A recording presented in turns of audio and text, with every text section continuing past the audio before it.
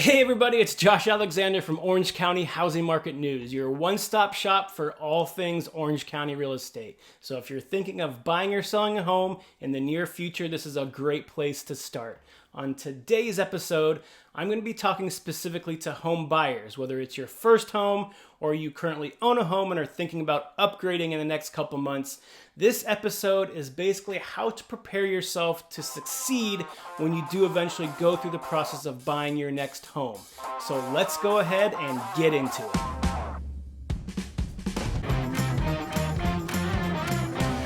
Okay, so really quick before we get started today, if you do find this content useful, can you please do me a favor and hit that like and subscribe button below? And don't forget, if you're watching this on YouTube, hit that bell button as well. That way you're notified every time a new episode's released. And if you're listening to this on podcast form, if you have a free minute or two at the end, can you please leave me a quick, honest review? It does help other people find the podcast, and I'd really appreciate it. So let's go ahead and now get into how to successfully set yourself up to purchase a home. Now, like I said at the beginning, this is for both people that are buying a home for the first time, as well as those people that own a home right now but are thinking of upgrading in the next couple months or even a year. This is a great starting point for that. So the first thing you're going to want to do, and if you've watched any of my videos about home buying before or just any real estate video in general, you probably already know this, but I want to emphasize it again, is you really need to talk to a lender to get a pre-approval to see the maximum amount of money you can spend on a house, and the maximum amount of money versus what you actually want to spend will definitely be different in a lot of cases, and we'll go over that in a minute. But you need to talk to a lender to figure out, one, if you can qualify to purchase a home, but two, what is that amount that you can qualify for, because that's going to be important in the next step after that. Now, if you've never talked to a lender before, you might be hesitant to reach out to one. It might be a little bit scary, but let me tell you, first thing, one, lenders, they do not charge anything to talk to you. So they're not going to go and charge you a per hour fee for talking to them over the phone, discussing your home buying goals, and giving your financial information to them so they can run the numbers for you. They do it absolutely free. So this is something that I recommend doing months ahead of time, because you want to know where you stand before you really start getting serious about going to tour homes and placing offers. Because if you find out that you can't qualify for a home, or you're not qualifying for as much as you thought you would, the lender could also help point you in the right direction in terms of what you might need to do over the next couple months to really increase your chances of getting that pre-approval that you were hoping for, to make sure that you can actually purchase a home in the future. So it's important to reach out to a lender ahead of time. And again, it's absolutely free, so there's no cost in doing so. So even though it might be a little bit scary to talk to someone over the phone, especially millennials like my generation who like to text, pick up the phone, talk to a lender, let them make some recommendations in terms of what programs you might qualify for, and that way you understand exactly where you are before you can kind of continue going through the home buying process. Now, if you're a seller, so you already have a home, you're selling your home and trying to purchase another, the only additional step that you really need to take is that you also need to, before you talk to the lender, typically talk to an agent and get a comparable market analysis done on your home, or basically a home evaluation, to figure out exactly what your home is worth. And then after that, the agent should also be able to provide you with some type of net sheet to show you this is how much your home is worth after all the fees, everything is said and done. This is how much you're going to walk away with, because then you're going to be able to take that number, give it to the lender, and they can use that when they're calculating how much home you can afford. So you want to take that additional step before you talk to the lender, so you have that information to give them, so that way you have an accurate picture of what exactly you can afford. So you might be thinking, well, I'm at least a few months away from even thinking about selling my home right now. I don't really want to get an agent involved. I don't want them to try to pressure me into selling my home. I don't want to deal with that, and I don't want to waste their time either. So I'll just go on to Zillow, get the Zestimate, run some numbers of my own, and give that to the lender for them to go off of that number. Well, one, if you're working with an agent that's trying to pressure you into selling your home, you probably know this already, but you're working with the wrong agent. So a good agent out there should be taking the numbers, giving them to you, giving you that net amount you can expect to walk away with after everything is said and done, and then putting that in front of you so you can make an educated decision on how you want to proceed. If they're trying to pressure you into selling, again, it's probably the wrong agent for you.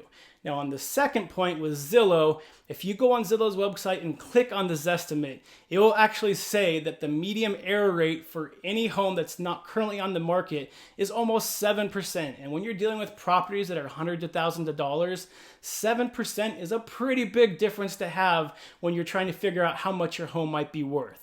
So talking to an agent, again, just like a lender, they're free, they're not going to charge anything, is something that I recommend doing, getting that home evaluation done. That way you can get proper numbers and accurate numbers to be able to give to the lender, so that way they can give you the most accurate numbers when you're looking at what your next mortgage might be on your new home. Now, like I said at the beginning, what the lender is going to give you in terms of qualification might be completely different than what you actually want to afford. And that comes down to budgeting. So the lender does look at a lot of your financial picture, but they're not taking everything into account. They're not looking at how much you're spending on your monthly meals. They're not looking at how much you're spending at the grocery store, movie theater. So you want to make sure that you're doing your own budget ahead of time to make sure that you're comfortable with whatever mortgage you're going to end up with based on what the lender is saying that you can be approved for. So they might say you're approved for, let's say, a $4,000 a month mortgage, but you might only be comfortable spending $3,300 a month. You want to know that ahead of time, so that way when you talk to the lender, when you start this process, you already have the budgeting done and out of the way. So speaking of budgeting, if this is your first time purchasing a home and you want some more information on how to budget correctly, how to talk to a lender, what they're looking for in terms of the financial documents, and really set yourself up for success, if you check out the link below in the show notes, I have a free ebook that kind of goes over the entire budgeting process, as well as more details about how to talk to a lender, what lenders are looking for, what information they need. And that will give you that confidence that when you do get to the point when you're ready to start looking for homes and placing offers, that you have a budget figured out, and you also know what your mortgage is going to be. You can put the two together, and that way you're comfortable with everything. So last thing you want to do is get into a home and end up being house poor, where all your money is going to your mortgage. You have no extra money for any kind of entertainment expenses or anything like that. You want to make sure that you're budgeting for this stuff before you start getting too serious, which is why I always recommend starting that process way ahead of time so you know exactly where to stand. So that's the first step. So once you're done with that, you have your pre-approval. If you're owning a home right now, you have the pre-approval as well as the net sheet of what your home is worth. Now you move on to step 2. And this step is extremely important because this is really going to tell you, is this a good time to buy a home for myself right now? Should I wait longer? What do I need to do differently? Do I need to look at different areas? It's a great way to figure out, should I buy a home? When should I buy a home? And if not, what steps should I be taking in the next couple months to get myself to a point where I'm comfortable purchasing a home? So with all that being said, step number 2 is you really need to go to your favorite home search site like Zillow, Redfin, or if you have an agent, you can talk to them because they can plug you directly into the MLS. I myself use a program that connects you directly to the MLS that's not only going to let you select bedrooms, bathrooms, neighborhoods, square footage, but it also allows you to sort for things like open concept, new kitchen, bright natural light. So there's a lot of different things that the program that I have can do. So if you're interested in that, please contact me. I can set you up with that. Otherwise, Zillow, Redfin, they're still great sites to go for. You're really just trying to get an idea of what's out there. So once you pick a site to use to try to figure out what properties might be available that meet your basic criteria, you're now going to want to set up a weekly email. So basically have the system email you once a week with all of the properties that match your criteria. And the reason why you want to do this is because let's say you go through and once a week you're getting those emails, but you're only seeing maybe 1 or 2 places that are popping up every week that you actually might be interested in placing an offer on. In today's extremely competitive market, if you're only seeing 1 or 2 homes a week, odds are, 1, it's going to be extremely difficult for you to get into a home right now when your options are so limited. 2, those homes that you are seeing that you like, if you're placing offers on them, you're most likely going to be competing with multiple offers and there's going to be a lot of competition for them. And 3, if you're only seeing a few properties, this might be a good time to kind of reevaluate the different areas and criteria you have. Is it worth expanding into nearby neighborhoods? Is it worth going from a 5-bedroom to a 4-bedroom? This is where you kind of really want to deep dive and figure out, okay, what are my must-haves? What can I live without? and make sure you're just putting the bare bones of what you're looking at in a property into that search criteria. If you do that and you're still only seeing 1 or 2 properties pop up a month, you really have 2 options. One, you can continue your home search, but know that it's probably going to take you more than a couple weeks. You're probably looking at months to be able to find the right home that's going to match your criteria in the right neighborhood, to be able to place an offer and actually get into escrow. So that way you can have the proper expectations when you do go to look for a property, knowing that most likely, it's not impossible, but most likely you're not going to be able to find a property you like the first weekend, put in an offer in, and get it accepted and into escrow. You have to be prepared and know that it might take a few months for you to find the right property and have the right circumstances for you to be able to get into escrow. And 2, if you don't want to deal with that and you don't want to spend months trying to find a home, maybe now's a good time to step back a little bit and saying, okay, what can I do to get myself to a point maybe 6 months from now where I'm going to be able to give myself more options, whether that's trying to figure out how to get more income, how to reduce debt. Again, this is where the lender can come in handy and tell you these are the things you need to do in order to get to this type of price point you're looking at.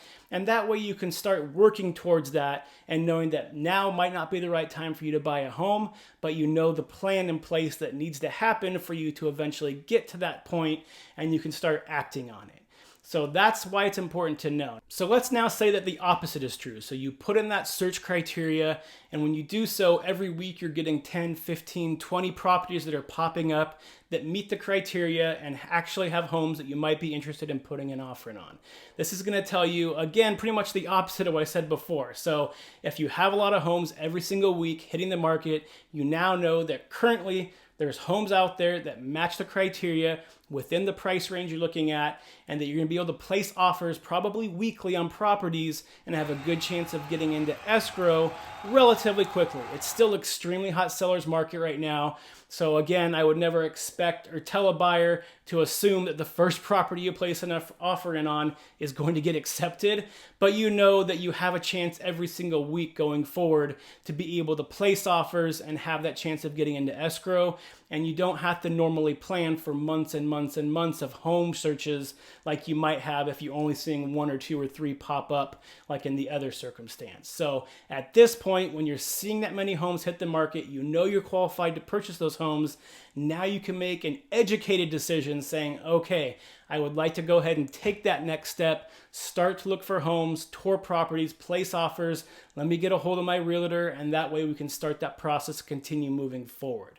So that's why it's extremely important to have that budget as well as that pre-approval ahead of time, because that's really going to dictate, should you look for a home now? Should you wait? If you were to look for a home now, what type of options you're going to have available, about how long it might take to get into a home, and all that information is what you need to really start the process and set yourself up for success. That way you know what to expect. You don't want to go in and basically start looking for homes and then spend month after month looking for homes and eventually get sick and drop out because you weren't expecting that. If you know it's going to take you a while to get into a home, you're less likely to drop out, and you're more likely to continue, persevere, and continue to place offers when you do find homes, and just know that it's going to take a little bit longer. Because right now, and I'll release a new episode with my October update next week, but just a sneak peek, interest rates are going up. So interest rates are going up, appreciation's going up.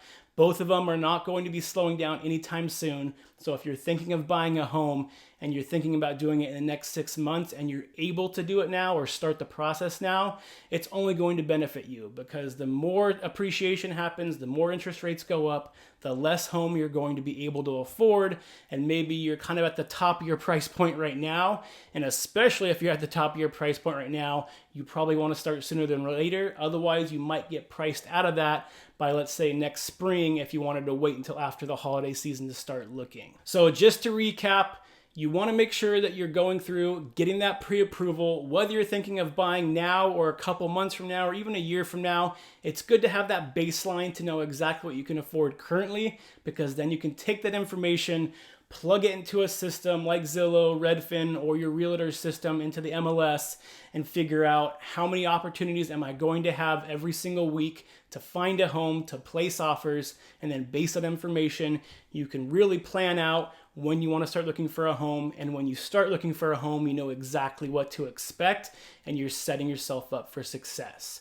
So I hope you found that information useful. If you are thinking of buying a home for the first time and want some more information on what not to do as a home buyer and the top mistakes that I see home buyers make, check out this video right here because that will tell you exactly what you need to do to avoid those mistakes.